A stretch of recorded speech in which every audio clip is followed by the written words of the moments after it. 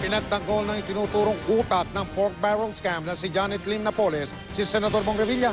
Naniniwala daw si Napoles na galing nga sa pag-aartista ang yaman ni Revilla at hindi sa mga illegal na transaksyon. Nakatutok si Joseph Morong.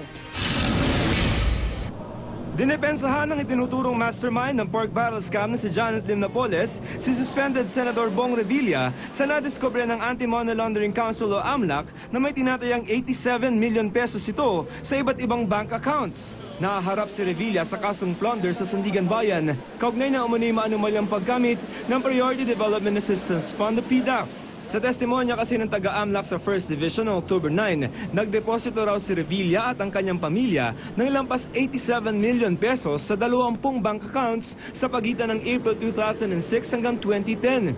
Pero isinara raw ang mga ito simula June hanggang September 2013 kung kailan pumutok ang pork barrel scam. Naniniwala si Napoles sa sinabi ni Revilla na hindi galing sa iligal ang laman ng bank accounts ni Revilla kundi galing sa kanyang kita sa pag-aartista. Oo naman, artista siya eh. Kaya, oo naman.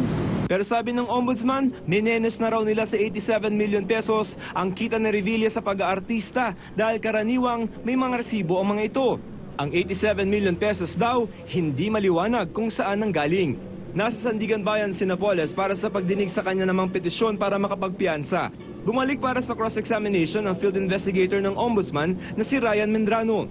Inakusahan ng kampo ni Napoles ang ombudsman na pinilit ang ilang mayor para umano pumirma sa investigation report at kundi kakasuhan din sila. Pag pinirmahan namin itong mga templates na yan, na inamin naman nila, wala na kaso, tapos na. Pare-parehong paragraph yun. Halimbawa, sir, example. Na ako, si ganyan-ganyan, na hindi totoong may project na ganyan. Magaganon. Gawa na lahat yan. Di ba inamin niya may templates naman? Itinanggi ito ng ombudsman. Joseph Morong, Nakatutok, 24 Oras.